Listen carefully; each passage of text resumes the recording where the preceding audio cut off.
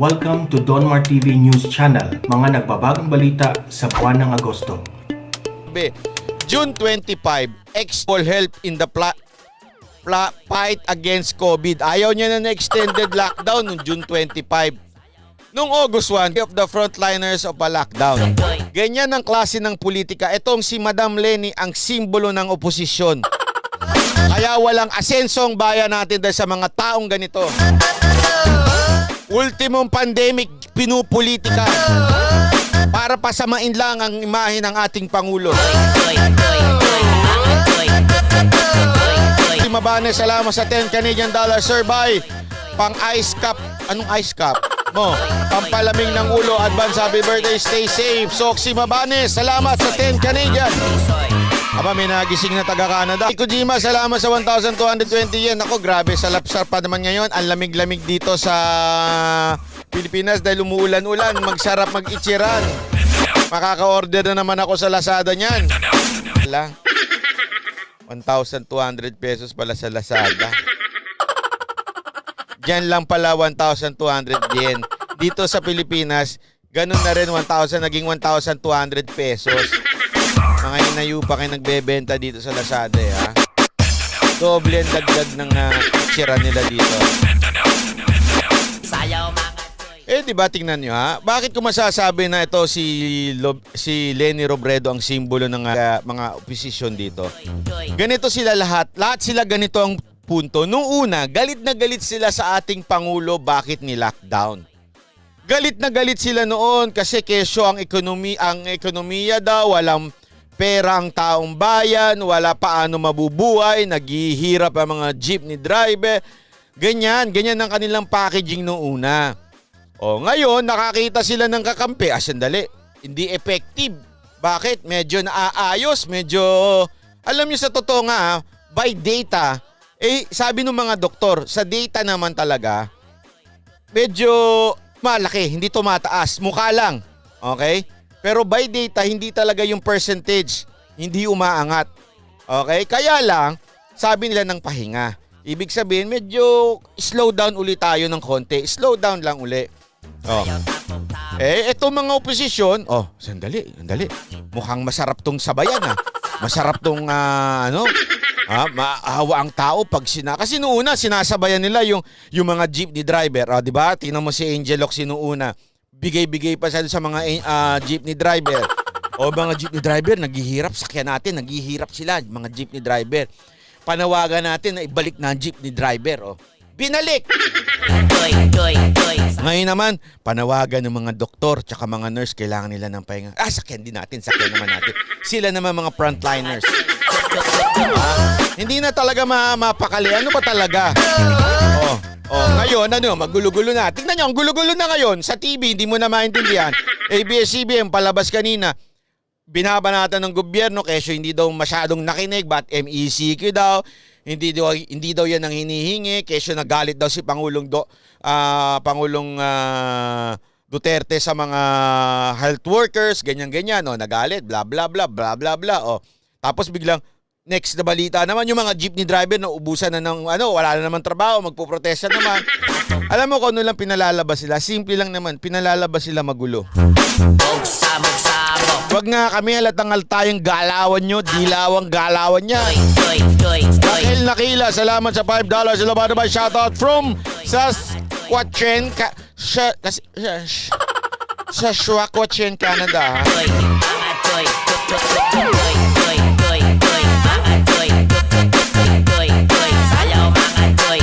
Alam mo yun, totoo naman yan Kaya ako talaga naiinis. Sabi ko, kitang-kita yung gala. Kaya nga ako sa Twitter samahan nyo naman ako doon. Samahan nyo ako, yung buburaut ako doon Binuburaut ko talaga yung mga tao doon Sarap asarin Granny Padilla, salamat sa 2 Canadian dollar. Shoutout to my kid Aubrey watching. Ang sarap asarin ng mga tao doon. Bakit? Ang sagot lang naman sa'yo, it's either China, okay? At saka ito pa, ang hilig nilang sagot sa akin. 2022, makukulong ka. Nahilig nila dyan. Nananakot sila eh. 2022, makukulong ka. So, ano ibig mo sabihin? Pag napalitan na si Pangulong Duterte, dadaanin niya na naman sa palakasan? Ganon? At saka maya nga kayo pagkatapos ng 2022, susunod pa dyan si Marcos, susunod pa si Sara Duterte, susunod pa si Bongo, mga ilang dekada pa bago bambalik na naman yung dilawan dyan sa upuan. Kaya pasensya na, mamatay kayo dyan sa kakaiyak. Mamatay kayong kaiiyak dyan sa Twitter. Magtayo na kayong sariling bansa nyo, gawin nyo ng presidente dyan si Lenny. Sige na, hinahamon ko kayo. Gawin nyo ng presidente yung hinayupak ninyong Pangulong, visit presidente na yan. Dami mong reklamo Ewan ko lang kung sa totoo lang, kung may mangyari sa inyo. Bakit? Ganitong presidente, paiba-iba isip? Minsan gusto, lockdown. Minsan, alam mo yung kasi ganito yan Hindi yan yung nagpapasway sa basta lang popular decision. Yung, sabi nito, kasi ganyan yan dito yung dito tayo ngayon. Tapos pagka dito na tayo. Ang tawag sa mga ganyan trapo. Ganyan na mga trapo, walang paninindigan. Kung si Pangulong Duterte lang talaga niyan, sigurado ako tuloy-tuloy na GCQ. Kahit nga ako sabi ko sa inyo, ayoko na ng ECQ. Bakit ayoko ng ECQ?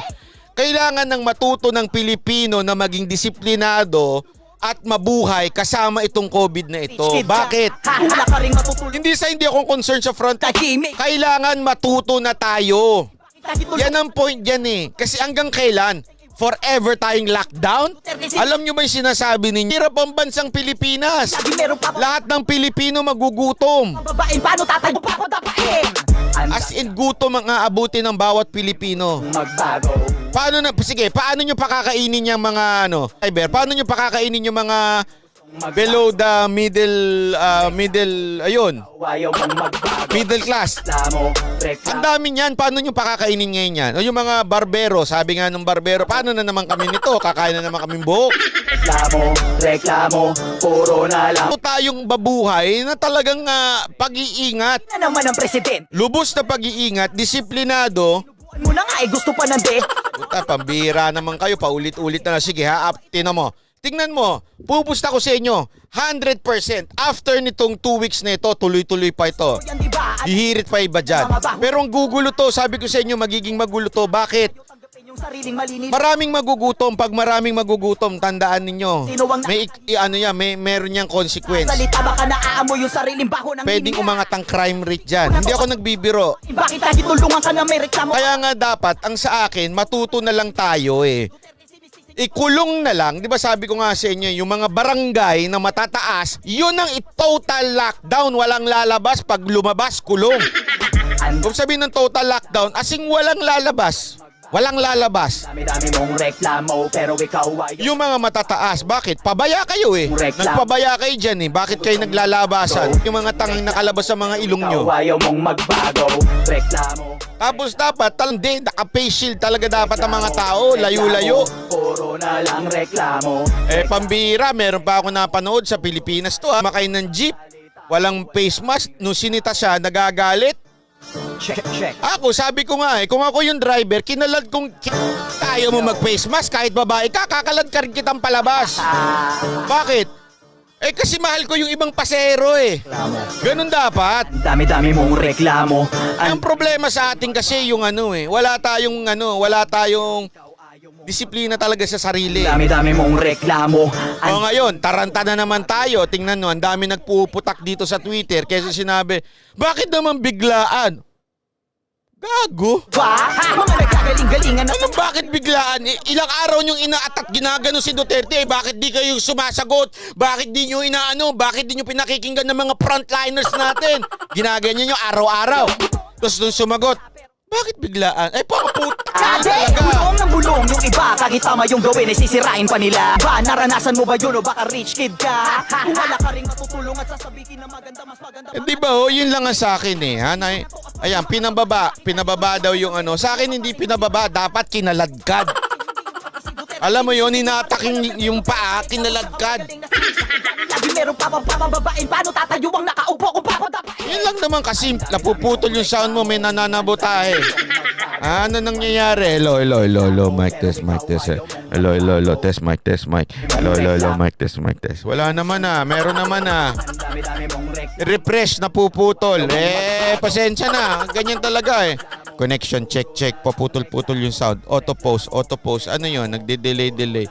Nako. Bumabanat na naman to si Buffering ka ba? Buffering. Ha? Ano yan? Telco yan. Nagagalit na naman yung telco sa atin. Hayaan nyo na yung mga telco na yan. Okay lang yan. Naglalag pa ba hanggang nawawala ang yung net mo? Sige lang po. Sige lang! Alam nila sa sila aatake kung somos. Minsan putol. Hayaan mo na sila maputol. Importante yung point natin. Hayaan mo sila. Pakita ba ito? Tingnan mo to. Ito, isa pang halimbawa ng na salot na oposisyon. Tingnan mo ito. Ayan. Ito, ano ba? Nakadistract naman yung pagbumuka na yan. Ito, tingnan mo. Di revolusyon ng humingi ng plano. Yan ang unang packaging nila. Tatayo ang nakaupo kung papadapain. Di revolusyon na magpayo ng solusyon. Yan ang kanilang packaging.